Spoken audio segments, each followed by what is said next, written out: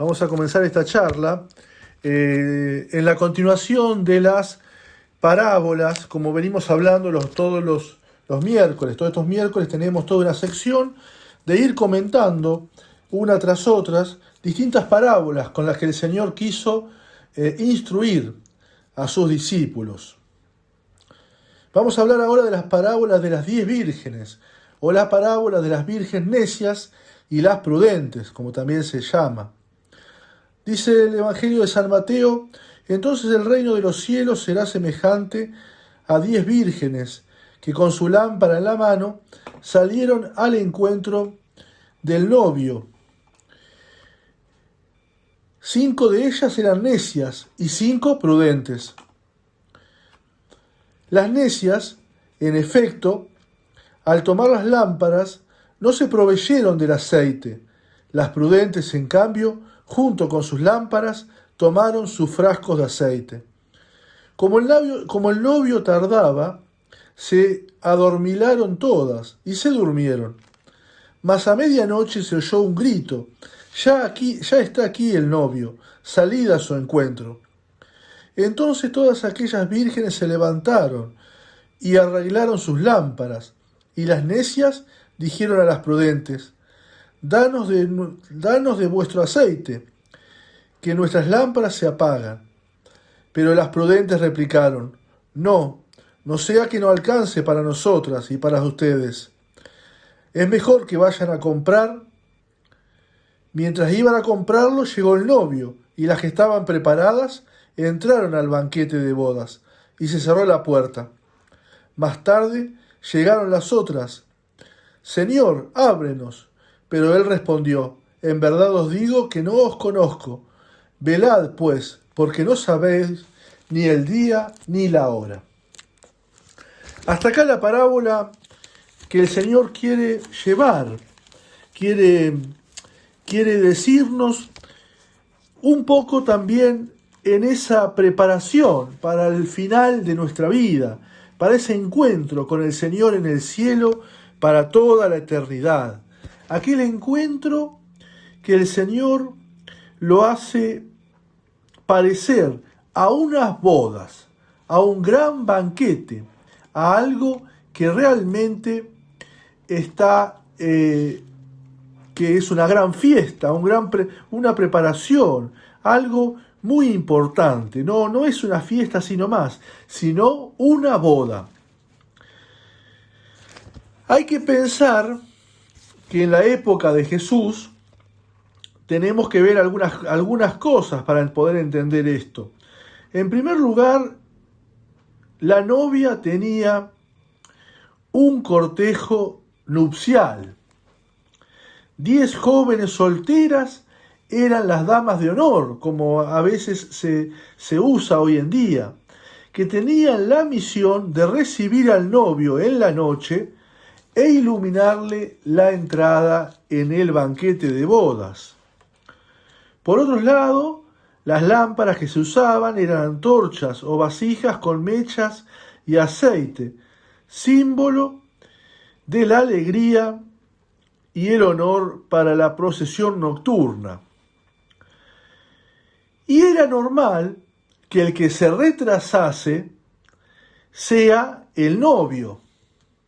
No como hoy en día o como desde los últimos tiempos, el novio espera en el altar a la novia, sino que en este caso, en el judaísmo de aquella época, de la época de Jesús, era la novia la que esperaba en su casa a que el novio la vaya a buscar. El novio, como un gran caballero, iba a ir a presentarse a la casa de la novia y a buscarla para llevarla a vivir con él. Por eso tenemos que ver que el que se demoraba allí era el novio, que venía sin duda con sus amigos. El Señor habla muchas veces de los famosos amigos del novio, ¿no? Eso también hay que tenerlo en cuenta. La trama de esta parábola: 5 eran prudentes, pues llevaron sus vasijas de aceites y aceite extra por la duda de que tardara mucho el novio, y 5 fueron insensatas, descuidadas, voladas, pensando en cualquier cosa, salieron a las apuradas y no prepararon reserva para aguantar toda la noche. El llamado es a medianoche y el problema es que hay que arreglar las lámparas. Las lámparas ya estaban medias muertas, medio así como apagadas, y había que avivarlas. Y el tema es que faltaba el aceite. El novio representa a Cristo y a su venida al final de los tiempos. El aceite va a simbolizar la fe genuina, la preparación espiritual y una relación constante con Dios que no se puede transferir ni improvisar a la última hora. Es un trabajo bien cuidado, es un trabajo de esa relación constante con el Señor.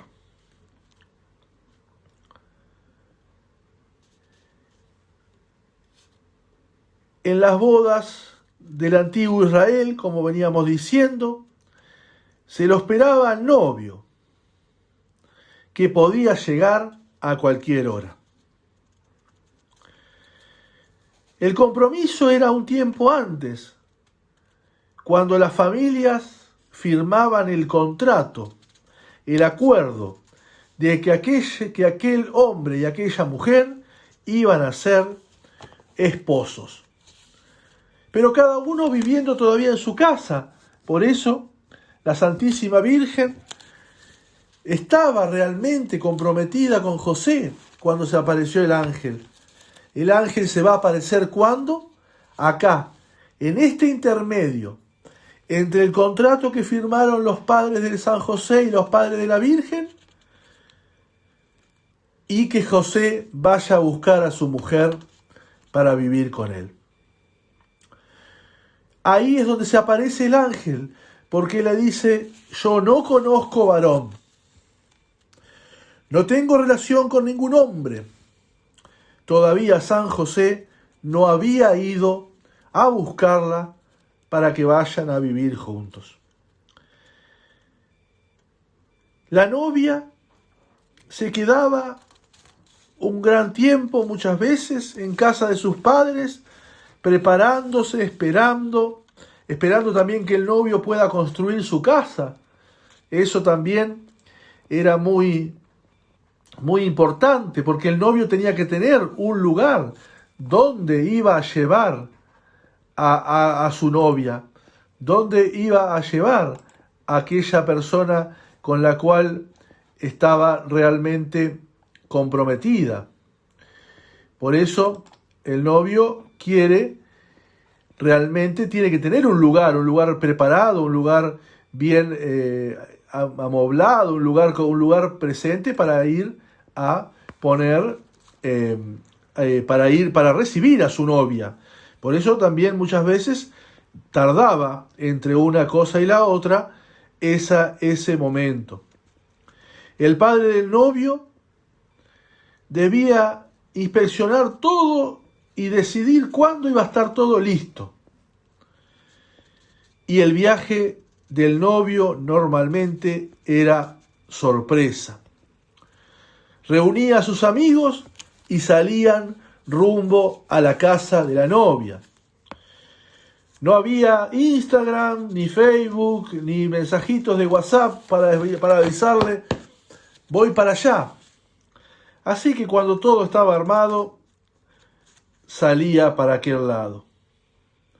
Por algunos vecinos tal vez podían llegar a saber que más o menos en ese tiempo iba a aparecer el novio. Por eso era muy importante que las amigas de la novia tengan preparada la lámpara y el aceite para recibir al novio. De allí que era muy cotidiana esta imagen, para que el Señor le pueda explicar a sus discípulos que la venida de Cristo va a ser como en la noche, como ese novio que llega de repente. Y donde debemos estar preparados siempre, porque no sabemos ni el día ni la hora. Esta parábola refiere a ese tiempo intermedio que hay entre la resurrección y la parusía del Señor. El tiempo en el que el Señor vendrá sobre las nubes del cielo a juzgar a todos en esta tierra. Vigilad, dice el Señor, porque no sabéis ni el día ni la hora. Para comprender mejor esta enseñanza, debemos partir de que el reino de los cielos no es comparado con 10 vírgenes, sino con la celebración solemne de una boda. Como veníamos diciendo, es una solemnidad que se destaca, es un momento único, es una fiesta de gran importancia. Con eso el Señor va a comparar el reino de los cielos, en el que la consumación del mundo y el juicio final juegan el papel decisivo.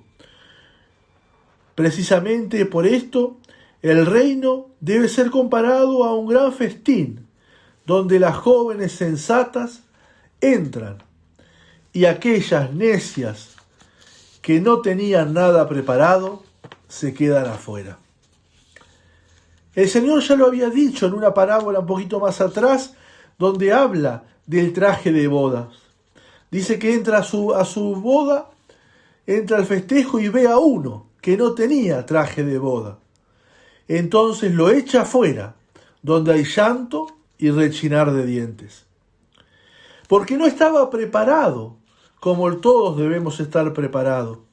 Y de ahí está que nosotros debemos prepararnos para ese gran momento en el que el Señor nos llame a comparecer con Él. Primero, en el juicio particular de cada uno en el cielo, a la hora de la muerte.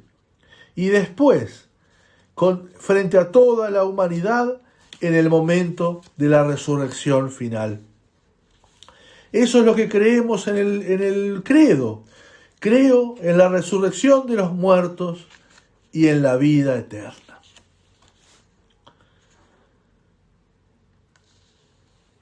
La parábola no viene a darnos lección de la virginidad,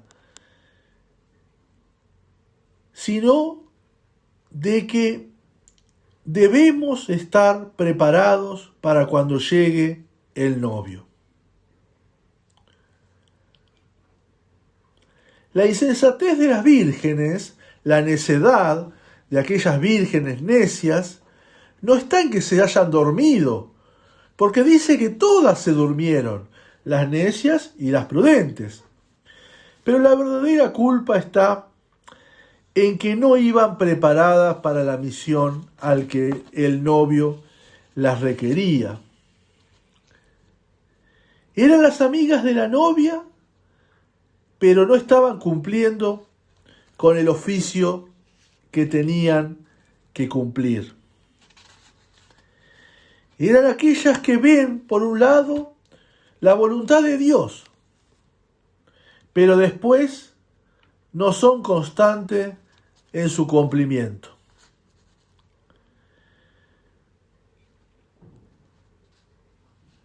Dice que cuando llega el novio, las necias, así de frescas nomás, le piden a las prudentes que les compartan el aceite.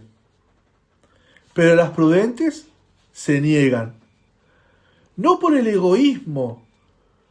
Su negación no es para decir que ellas no querían prestar, sino para resaltar que la preparación requerida para entrar en el reino de los cielos es personal e insustituible. Con lo que nosotros trabajemos aquí en la tierra, compraremos nuestra mansión en el cielo. Con lo que nosotros hagamos aquí en la tierra, recibiremos del Señor, toda su gracia y todo lo que Él quiera darnos allá en el cielo. Si acá somos egoístas, si acá no cuidamos del aceite, si acá lo despilfarramos o andamos pensando en cualquier cosa, pronto nos podemos encontrar con que llega el novio, la puerta se cierra y ya dice, no las conozco. Tremenda sentencia del Señor que dice que no las conoce, porque no tienen el traje de fiesta, porque su lámpara se ha apagado, y porque lo único que tenían que hacer, que era mantener la lámpara encendida, no lo hicieron. Ejemplo también para nosotros de que muchas veces no cumplimos con la voluntad de Dios, porque nos quedamos dando vueltas alrededor de bagatelas, nos quedamos nosotros confiados en las máximas del mundo que nos invita a pasarla bien y no a prepararnos a lo largo de toda nuestra vida con las buenas obras de cada día a construir ese gran traje de fiesta y a tener preparada la lámpara y el aceite bien adosado para poder entrar un día en el reino de los cielos. Con nuestra oración, con nuestro trabajo, con nuestra vida sacrificada, con toda nuestra vida apostólica, vamos a ir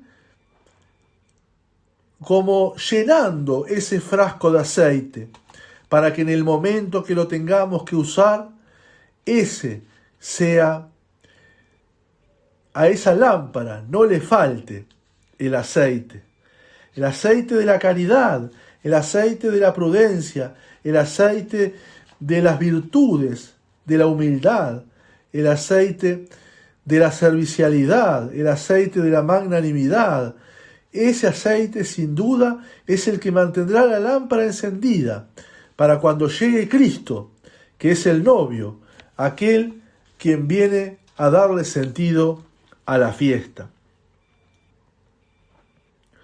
Cuando por una inspiración interior invita al alma a la penitencia, se desvanecen todas las llamadas de los vicios. El dueño que domina y trabaja su alma, sin duda, echa de ella todo orgullo, toda gula, toda lujuria, toda soberbia, porque trabaja y cuida de su alma. Ese es, sin duda, aquel a quien Dios va a recompensar cuando realmente llegue y lo encuentre con la lámpara encendida. Así, sin duda, el Señor lo va a recompensar a cada uno de nosotros que tengamos esa lámpara de la fe encendida y con la esperanza de que Dios nos dé su trabajo, nos dé un lugar allí.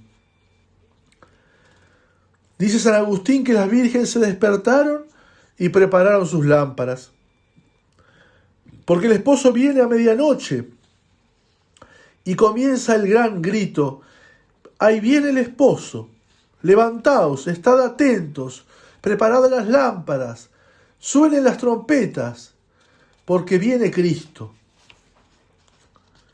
Como dice también el apóstol San Juan, llegará el momento en que todos los que están en los sepulcros oirán su voz y saldrán. En aquel momento grande de la resurrección de los muertos, todos aquellos que han llevado el aceite de sus lámparas a lo largo de esta vida, resucitarán para la vida eterna. Por eso debemos trabajar con nuestras buenas obras, debemos nosotros ser generosos, debemos cuidar cada día de nuestro corazón, de nuestro interior, para poder llevarlo por el camino del verdadero amor de Cristo. Porque algunas veces nos podemos dormir como estas vírgenes que estaban esperando, porque el cansancio de la vida, porque el día a día y las rutinas muchas veces nos pueden adormecer un poco. Pero cuando Cristo aparezca, cuando el resplandor de Cristo se vuelva a asomar frente a nuestra alma, allí, sin duda, ese brillo nos despertará.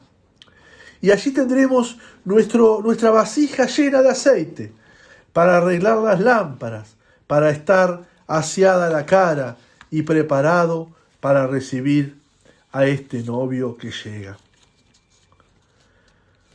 Qué gran tema es de aquellas 5 vírgenes insensatas que no prepararon todo lo que tenían que preparar y por eso se quedaron afuera. Muchas veces se pueden quedar afuera también algunos con los que no hemos hecho apostolados. Y allí también tenemos que nosotros pensar que muchas veces pasa a nuestro lado uno de estos, que pueden ser como estas vírgenes insensatas, que no llevan su frasco de aceite. Y somos nosotros el que tenemos que decirle, ve rápido, pronto, y compra el aceite. No tardes un minuto más, porque el novio llegará a la hora menos pensada. A veces estas almas necesitan de nosotros para que los avivemos, para que le demos en el momento oportuno aquel mensaje con el cual llegarán bien preparados a recibir a este novio en las bodas eternas del reino.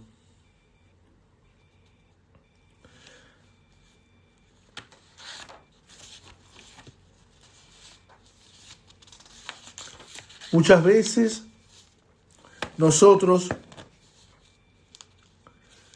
no nos damos cuenta que el tiempo pasa, que día tras día tenemos la oportunidad de ir llenando ese frasco de aceite, de ir comprando ese aceite con nuestras buenas obras, y que todo lo que pasa no vuelve, y que si el Señor nos dio ahora la oportunidad de comprar ese aceite, no lo dejemos para mañana, cuando no sabemos si habrá tiempo ya de comprar ese aceite. Las prudentes son las que llevaron el aceite, las que compraron el aceite a su debido tiempo, y las insensatas y las necias son las que no se preocuparon y dijeron, después lo hacemos. Así muchas veces hacemos nosotros y decimos que la conversión la vamos a dejar para después, para otro momento, para un momento en el cual no sabemos cuándo, pero que no es este, que es más adelante. Así pasa hoy en día, por ejemplo, con el terrible desastre de lo que es la fecundación y todo lo que tiene que ver con el congelar óvulos y con todo lo que tiene que ver con esperar para mañana. O sea, la mujer hoy en día, el mundo le dice, no tenés que tener hijos ahora, tenés que esperar para más adelante, después que te realices, después que te recibas, después que sea profesional, después que disfrutaste de la vida, ahí con 45, 50 años, qué sé yo, vas a poder, ahora hoy en día con la tecnología que hay, vas a poder tener tus hijos, aquellos que frisaste durante tanto tiempo. Tremenda la sentencia del mundo que va para cualquier lado y que deja para después, porque no sabemos ni el día ni la hora. No sabemos si el día en que esta mujer quiera ser madre, Dios le va a dar la oportunidad. Tal vez Dios la llama antes a tener que comparar, que comparecer con Dios en el juicio. Y Dios le va a preguntar, ¿Qué hiciste con aquellas criaturas mías que te confié? Con aquellas almas que fueron concebidas en esas cosas que han frisado. ¿Qué ha pasado con eso? Yo te confié la vida y tú lo dejaste para después. Tremendas palabras como las que de las necias que dice, no las conozco. Pensemos nosotros que el Señor llegará a la hora menos pensada. Seamos vigilantes, tengamos vigilancia sobre nosotros mismos, sobre nuestro corazón, sobre nuestras acciones, sobre nuestro carácter. El Señor dice, el reino de los cielos es semejante a 10 vírgenes que tomaron sus lámparas y salieron a recibir al esposo. Estas vírgenes no son las jóvenes no casadas, las damas de honor, como veníamos diciendo. Y la enseñanza se centra en la actitud que hay que tener ante la llegada del Señor. El Espíritu Santo nos enseña que no basta haber iniciado el camino que se nos lleva a Cristo.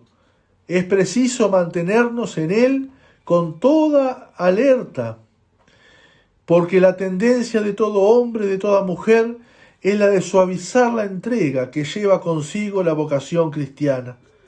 Casi sin darnos cuenta, nos introducimos en el alma el deseo de hacer compatible el seguir a Cristo con un ambiente cómodo y aburguesado. Es necesario estar atentos porque puede ser muy fuerte la presión de un ambiente que tiene como norma de vida la búsqueda del confort y de la comodidad. Entonces seríamos como aquellas vírgenes necias, las cuales pronto se acomodaron. Habrán pensado, total, nuestras amigas nos van a compartir el aceite. ¿Para qué nos vamos a gastar nosotros en ir a comprarlo? Se quedaron en la comodidad. Qué pena si un cristiano, después de tantos años de lucha, se encontrara al final de su vida que sus actos carecieron del valor, porque le faltó el aceite de la caridad. El aceite que mantiene encendida la caridad es la oración, cuidada y llena de afecto, esa intimidad con Jesús. No es difícil observar que la caridad no se vive frecuentemente, incluso entre muchos ambientes cristianos y católicos. Falta caridad. Caridad era ese amor con el cual se amaban las primeras comunidades cristianas, los apóstoles, en el que todo el que los veía decía, mirad cómo se aman. En la ausencia del trato íntimo con el Señor y en el desconocimiento de la obra del Espíritu Santo en el alma, se pierde la caridad. El seguimiento de Cristo nace de ese amor, de esa gran caridad, y encuentra su alimento allí, no en una vida aburguesada y cómoda, sino en el trabajo cotidiano, en el crecer día tras día, en el combate contra el egoísmo de todos los días, en la abnegación y en el sacrificio, para llevar todo lo que Dios nos quiere, para llevarlo delante, con un corazón generoso. El Señor nos pide que seamos perseverantes en el amor y en la caridad, y que vayamos creciendo poco a poco, que nos esforcemos y fortalezcamos nuestro corazón para poder ser verdaderos templos del Espíritu Santo. Que no nos desanimemos de nuestro esfuerzo diario, que cumplamos con nuestro estado de vida, con los deberes que cada uno tiene como padre, como hijo, como sacerdote, como religioso, como religiosa, como en lo que cada uno tenga que hacer, que lo haga, perseverando en la fe y trabajando para crecer en ese reino de Dios. Pero sobre todo y ante todo debemos tener ese trato de amistad con Jesús. Cuando se apaga la luz de ese trato hermoso con el Señor, ya nada tiene sentido. Los sudores y las luchas de cada día no tienen sentido si no estamos luchando con Cristo y para Cristo. Si no, seremos como lo del Quijote que va a luchar contra esos molinos de viento. Si realmente queremos amar al Señor, debemos conocerlo y vivir con Él como Él lo pide. Para que un matrimonio realmente llegue a la felicidad concreta de tantos años de casado, es porque tiene que estar la caridad de por medio. Porque Cristo se tiene que juntar allí y se debe también ponerlo en el centro del hogar cristiano. Que nunca falte en el centro del hogar, Cristo. Que se bendiga la mesa, que se le hable a los niños y que todo se trate con el Señor. Porque eso es realmente del alma verdaderamente enamorada de Cristo. No trata nada con los de afuera sin antes haberlo tratado con el Señor. Y para que realmente el matrimonio funcione, tenemos que pensar que Cristo es el que los va a unir.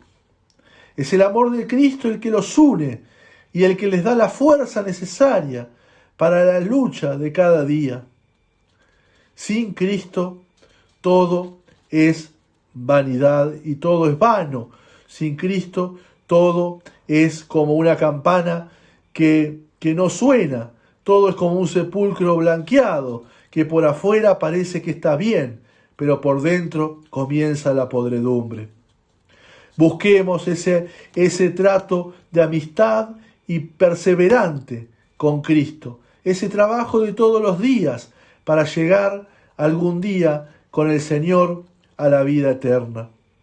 Y para que cuando nos toque presentarnos delante del Señor con nuestra lámpara encendida, el Señor nos diga: ven, servidor bueno y fiel, entra a participar del gozo de tu Señor.